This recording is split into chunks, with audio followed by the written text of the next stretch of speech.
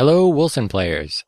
Today I'm going to explain what each of the projects in Stormfall do, how you want to prioritize projects, and go over what the most efficient way to farm productivity is for players who have recently reached endgame and may be unfamiliar with how Stormfall works. This is the Stormfall UI. You can access it by talking to Thunderblade Zalahir or using the Stormfall Overview hotkey, which is N by default. There's currently 17 buildings that you can work on.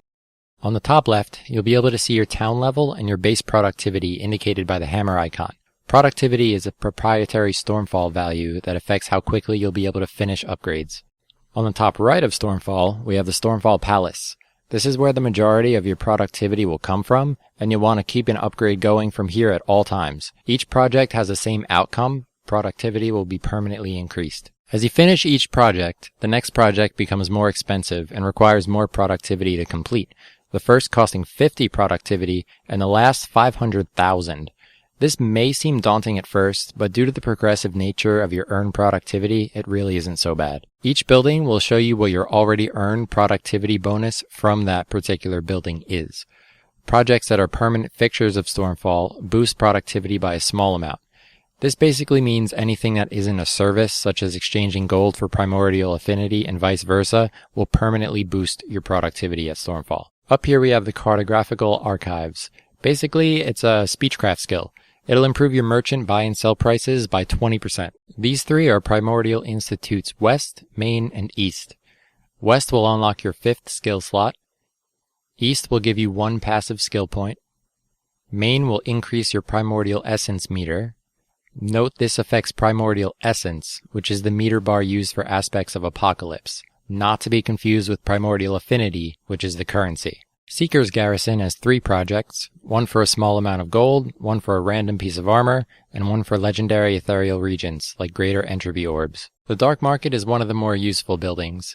It has projects that can increase your item's quality, basically re-rolling an item that sometimes has improved stats, increase your item's rarity, such as turning a rare into a legendary, or a legendary into a unique, and transforms regents or orbs to their legendary counterparts, enabling you to use them on legendary items.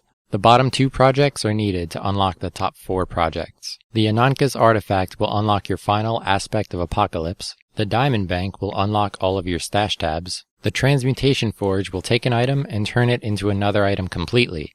This cost seems to scale with the item's level only and does not scale with the rarity of the item being transmuted. The Interact Laboratory will unlock the ability to create duplicate skills at Demetra, the first project enabling you to create 1 duplicate, the second enabling you to create 2 duplicates of the same skill. The Energy Installator and Siphon Chamber allow you to exchange Primordial Affinity for gold, and gold for Primordial Affinity.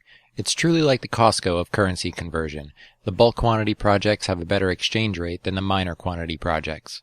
Stormfall Shipyard should be one of the first things built, as many useful projects are gated behind this project's completion. Salt Baths of Stormfall and Refuge for the Blind are expensive projects that permanently boost your magic find and gold find rates respectively. Stormfall Trade Assembly is one of the most useful buildings in that it allows you to start projects that give you temporary productivity boosts to your projects.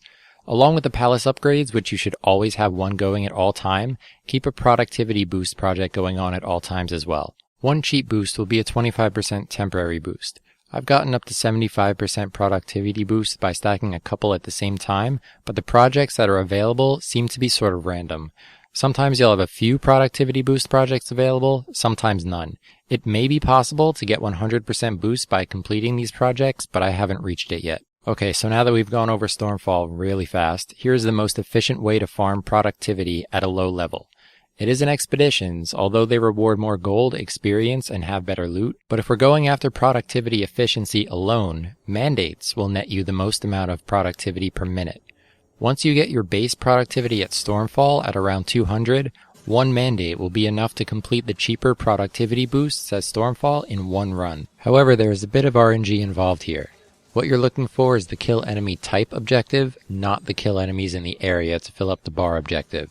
These can be completed much faster and will take full advantage of a high mobility build. All you're going to do for these is to follow the markers on the compass to kill the objective enemies, making sure to kill every red skull along the way. For each Red Skull enemy killed, it'll add to your overall productivity bonus for the activity, and since these enemies are the same level as you in mandates, you can kill them very quickly. With the Warpath Bleeding Edge build, it's easy to complete these mandates in 2 minutes or less. Usually, if I get to kill enemies in the area to fill up the bar objective, I'll just go to the main menu and restart. If your RNG is poor and you get a few of these in a row, it can wind up killing your efficiency compared to expeditions. Now it's hard to say how much productivity each activity will net you per minute, because that number will vary based on your base productivity at Stormfall. What I do have though is a chart here with some average numbers from 3 runs of each activity relative to my base productivity at Stormfall, also noted in the chart. Let me note, the average time across 3 runs for running all 3 levels of expeditions are with max modifiers, doing 20 levels above my current level, and taking a bit of time to sell off the off-class items at the end of each level. Mandates will probably fall behind expeditions when you're able to efficiently clear level 100 plus, but if you're just starting out Stormfall, mandates are absolutely the way to go for productivity. This video was a way to answer my past self's questions a few days ago when I first took a look at Stormfall and felt a bit overwhelmed. I hope things are a bit clearer for you if you've just reached endgame in Wolcen. Thank you for watching. I know Wolcen had a rough start, but I see the game course correcting and improving a lot over time. I do plan on releasing more content for this game in the coming months.